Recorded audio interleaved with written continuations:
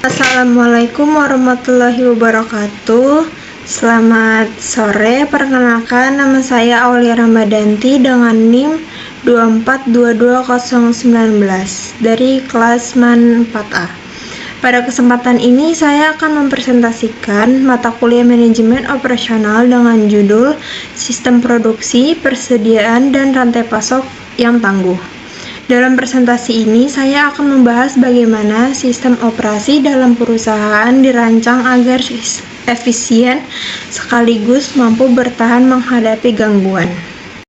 Slide selanjutnya ada tujuan presentasi yang dimana ini untuk memahami bagaimana sistem operasi dirancang agar efisien sekaligus tangguh dalam menghadapi perubahan lingkungan bisnis. Pembahasan difokuskan pada sistem produksi dan manajemen persediaan sebagai fondasi utama dalam operasi, kemudian dilanjutkan dengan supply chain resilience sebagai kemampuan adaptasi terhadap gangguan. Di akhir, semua konsep ini akan dihubungkan dengan studi kasus nyata untuk melihat penerapannya dalam industri. Slide selanjutnya adalah manajemen operasi dapat dipahami sebagai suatu sistem yang terdiri dari input, proses, output, dan feedback. Input merupakan sumber daya seperti bahan baku, tenaga kerja, dan modal. Kemudian, input tersebut diproses melalui kegiatan produksi untuk menghasilkan output berupa barang atau jasa. Setelah itu, output akan sampai ke konsumen, dan dari konsumen akan muncul feedback berupa penilaian, keluhan, atau kepuasan. Feedback ini kemudian digunakan untuk memperbaiki sistem operasi ke depannya. Selanjutnya ada sistem produksi. Sistem produksi dalam manajemen operasi terdiri dari beberapa jenis seperti job shop, batch production, mass production, dan continuous production. Setiap jenis sistem produksi digunakan sesuai dengan karakteristik produk dan kebutuhan perusahaan. Tujuan utama dari sistem produksi ini adalah menjaga keseimbangan antara efisiensi biaya dan ketersediaan produk, sehingga proses operasional dapat berjalan stabil dan konsisten. Selanjutnya ada persediaan EOQ. Dalam manajemen persediaan, salah satu konsep penting adalah ekonomi order quantity atau EOQ. EOQ ini digunakan untuk menentukan jumlah pemesanan yang paling optimal agar biaya total persediaan menjadi lebih efisien. Selain itu, terdapat safety stock yang berfungsi sebagai cadangan persediaan untuk menghindari kehabisan stok, serta reorder point sebagai batas kapan harus melakukan pemesanan ulang. Dengan sistem ini, perusahaan dapat menjaga keseimbangan antara ketersediaan barang dan efisiensi biaya. Selanjutnya ada supply chain resilience. Supply chain resilience ini adalah kemampuan rantai pasok untuk menghadapi, beradaptasi, dan pulih dari berbagai gangguan. Gangguan tersebut bisa berupa krisis bahan baku, masalah logistik, atau perubahan permintaan pasar secara tiba-tiba. Tujuan utama dari konsep ini adalah memastikan bahwa operasional bisnis tetap berjalan meskipun kondisi tidak stabil. Selanjutnya ada forecasting dan quality. Di forecasting ini digunakan untuk memprediksi permintaan di masa depan berdasarkan data historis menggunakan metode seperti moving average dan trend analysis. Sedangkan quality management seperti TQM dan SQC digunakan untuk menjaga agar kualitas produk tetap sesuai standar yang telah ditentukan. Kedua konsep ini sangat penting dalam manajemen operasi modern karena membantu perusahaan mengurangi ketidakpastian dan meningkatkan konsisten kualitas produk. Selanjutnya ada integrasi antar materi.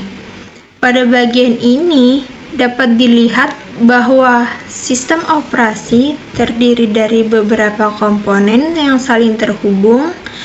Sistem produksi menghasilkan output, manajemen persediaan mengatur ketersediaan barang, supply chain yang menyalurkan produk ke konsumen, dan feedback digunakan untuk evaluasi sistem.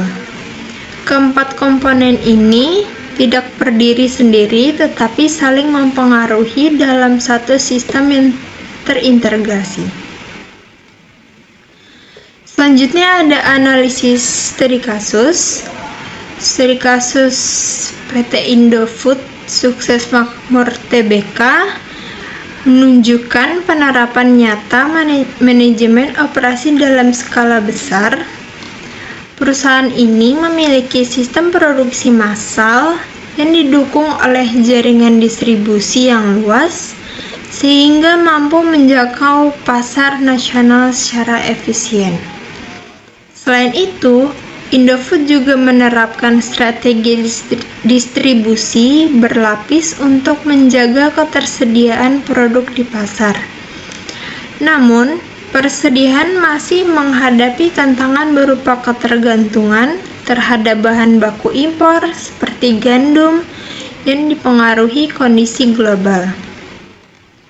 Selanjutnya, ada analisis kasus, yang dimana jika dianalisis lebih dalam, Indofood ini sendiri memiliki keunggulan dalam efisiensi produksi dan distribusi karena sistem yang terintegrasi.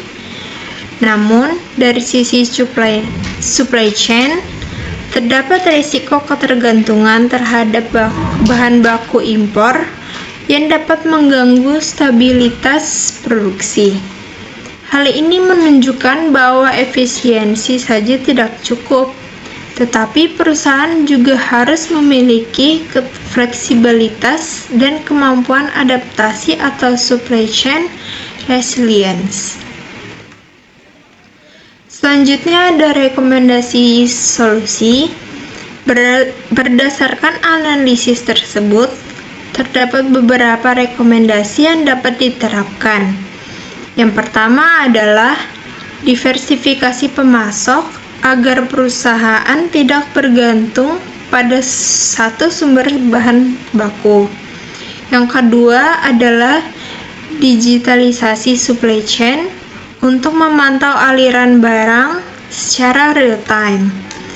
Dan yang ketiga adalah penguatan kolaborasi dengan pemasok lokal untuk meningkatkan ketahanan rantai pasok dan efisiensi jangka panjang.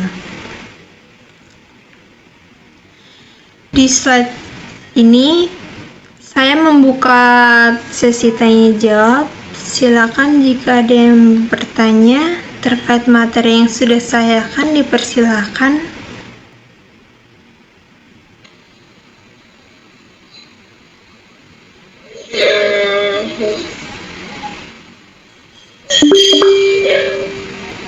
Baik, Atia Nadira, dipersilakan. Kan tadi dijelaskan bahwa forecasting digunakan untuk memprediksi permintaan di masa depan. Saya ingin bertanya, sebenarnya seberapa penting forecasting dalam manajemen operasi? Lalu apa dampaknya bagi perusahaan jika prediksi yang dibuat tidak akurat atau bahkan tidak melakukan forecasting sama sekali? Terima kasih. Baik, saya akan tampung dulu selanjutnya.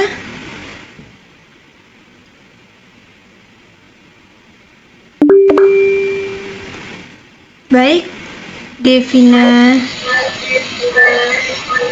dipersilakan.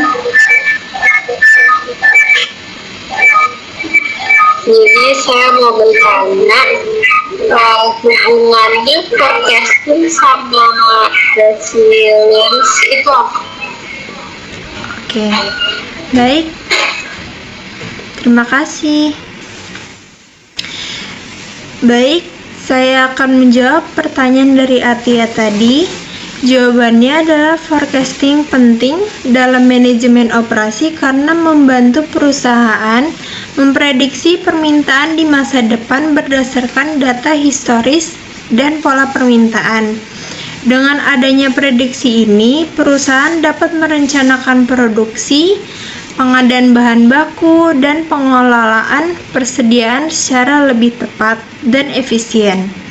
Selain itu, forecasting juga membantu perusahaan mengurangi risiko terjadinya kelebihan stok yang meningkatkan biaya penyimpanan maupun kekurangan stok yang dapat menyebabkan kehilangan penjualan dan menurunkan kepuasan pelanggan. Bagaimana dengan Ananda Atia? Apakah jawabannya sudah terjawab? Sudah terjawab, terima kasih. Terima kasih. Selanjutnya saya akan menjawab pertanyaan kedua, yang dimana forecasting memiliki hubungan langsung dengan supply chain resilience karena forecasting membantu perusahaan mengurangi ketidakpastian permintaan di masa depan. Dengan perkiraan yang lebih akurat, perusahaan dapat melakukan perencanaan lebih awal dalam menghadapi potensi perubahan atau gangguan dalam supply chain. Dalam konteks resilience, forecasting membuat perusahaan lebih siap dalam menghadapi situasi tidak terduga seperti lonjakan permintaan, keterlambatan pasokan, atau perubahan kondisi pasar. Hal ini membuat perusahaan tidak hanya bereaksi setelah gangguan terjadi, tetapi sudah memiliki strategi antisipasi sebelumnya, sehingga ketahanan rantai pasok menjadi lebih kuat. Apakah pertanyaan Nanda Diva udah terjawab? Sudah terjawab semuanya. Terima kasih. Baik, terima kasih. Selanjutnya ada sesi kesimpulan.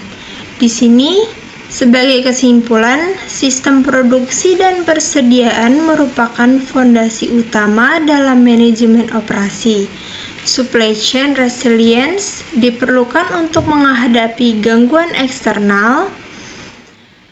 Forecasting dan quality berperan dalam mengurangi ketidakpastian dan menjaga kualitas. Semua komponen ini saling terintegrasi dalam satu sistem operasi, dan pada akhirnya seluruh sistem ini bertujuan mencapai operational excellence.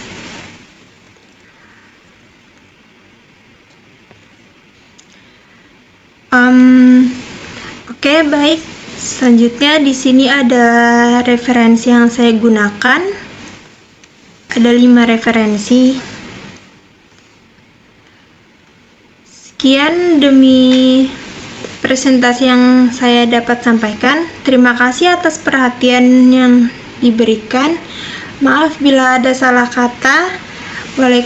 Assalamualaikum warahmatullahi wabarakatuh. Waalaikumsalam warahmatullahi wabarakatuh. Waalaikumsalam warahmatullahi wabarakatuh.